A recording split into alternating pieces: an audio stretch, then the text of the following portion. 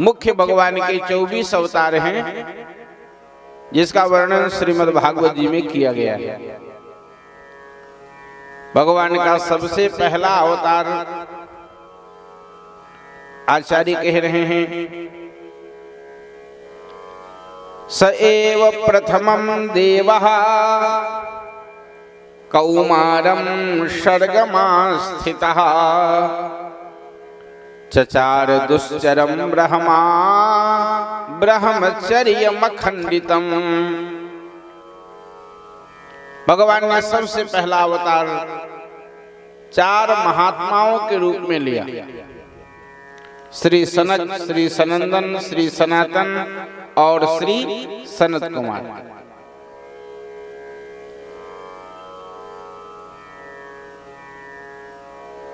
मानस जी में भी इनका वर्णन है। अरे ब्रह्मानंद सदालय लीना, देखत बालक बहु कालीना, रूप धरे जनु चारि उबेदा, समदर्शी मुनि विगत विभेदा।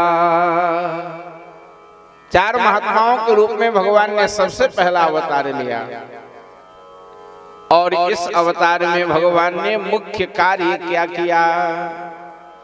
ब्रह्मचर्यमखंडितम्। व्यासी की वाणी है, अखंड ब्रह्मचर्य का पालन किया।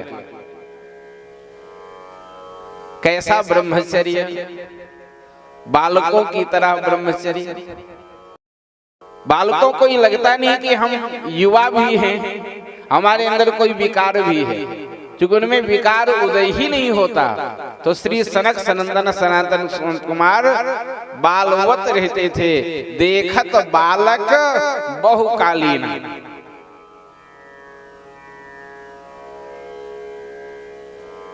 अखंड ब्रह्मचर्य का पालन किया।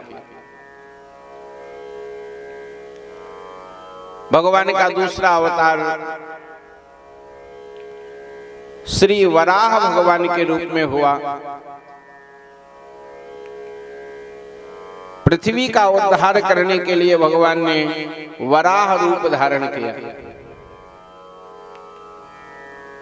भगवान का तीसरा अवतार श्री नारद जी के रूप में हुआ।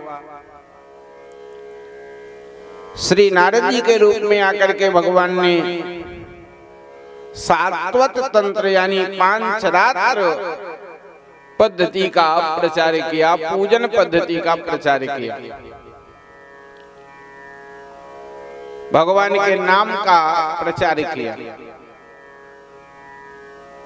भगवान का चौथा अवतार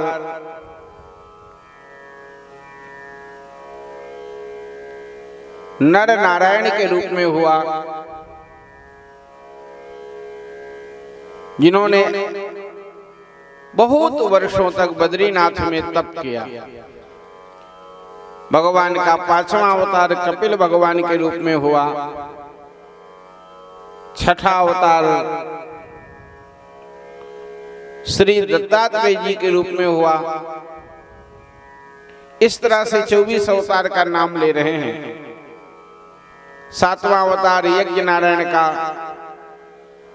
8वां अवतार श्री ऋषभदेव जी का, 9वां अवतार श्री पृथु जी का, 10वां अवतार श्री मत्स्य भगवान का, 11वां अवतार श्री कच्छप भगवान का, 12वां अवतार श्री धन्वंतरी भगवान का, 13वें अवतार में भगवान मोहिनी रूप धारण किए। 14वें अवतार में परमात्मा ने नरसिंह रूप धारण किया। 15वें रूप में परमात्मा 52 बने। 16वां अवतार श्री परशुराम जी का और 17वें अवतार में श्री व्यास जी बने। और 18वां अवतार भगवान का श्री राम जी के रूप में हुआ।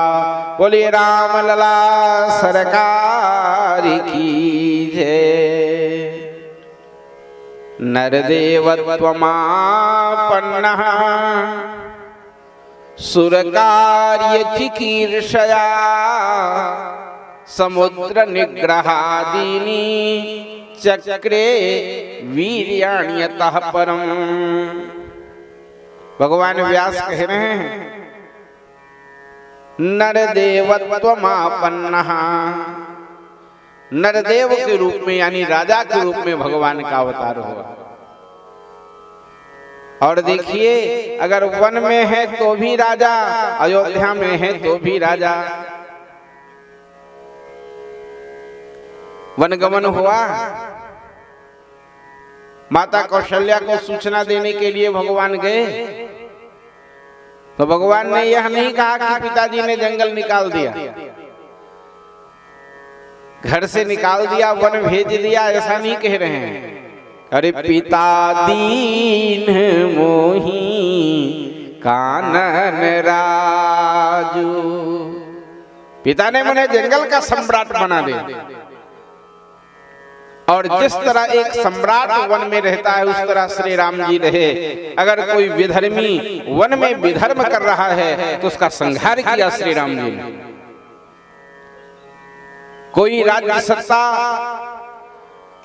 सत्ता के बल से अन्याय कर रही है तो उस राज्य सत्ता का परिवर्तन कर दिया श्री राम जी ने, चाहे वह किष्किंधा हो चाहे वह लंका हो, तो जहां भी रहे राजा बन के ही रहे। इसलिए व्यासी मूल में कह रहे हैं नरदेवत्वमापन्नः, नरदेव के रूप में सम्राट के रूप में भगवान का अवतार हो। लेकिन धन्य हो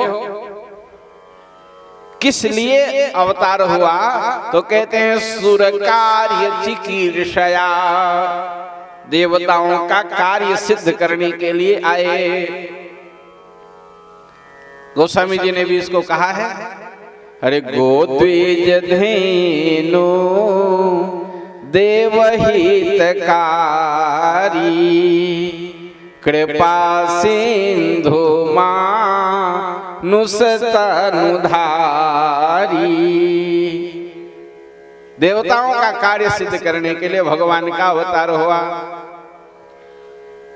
समुद्र निग्रह आदि अनेक कार्य उन्होंने किया। ऐसे भगवान श्री राम के रूप में भगवान का 18वां अवतार हुआ। भगवान का 19वां और 20वां अवतार श्री बलराम और श्री कृष्ण के रूप में हुआ। 21वें अवतार में भगवान वामन बने। 22वें अवतार में परमात्मा कल्कि रूप धारण किए। संभल नामक ग्राम में पंडित विष्णु यश जी के घर में कलयुग के अंतिम चरण में भगवान का कल्कि अवतार होगा। अभी हुआ नहीं है, होगा। इस तरह से 22 अवतार का वर्णन यहाँ पर किया और 2 अवतारों का वर्णन आगे के प्रसंग में जहां ब्रह्मा जी स्तुति करते हैं वहां पर करते हैं हयग्रीव अवतार और हंस अवतार। इस तरह से भगवान के कुल हो गए 24 अवतार। बोलिए भक्तवत्सल भगवान की। जो इस अवतार के प्रसंग की कथा सुनता है, व्यास जी कहते हैं जन्म गुह्यम भगवतो ये तत्प्रयतो नरः सायं प्रातः गृणन भक्त्या दुःखक ग्रामात् विमुच्यते। ग्राम का अर्थ होता है समूह। दुख के समूह से वह जीव मुक्त हो जाता है जो भगवान के अवतार चरित्र को श्रवण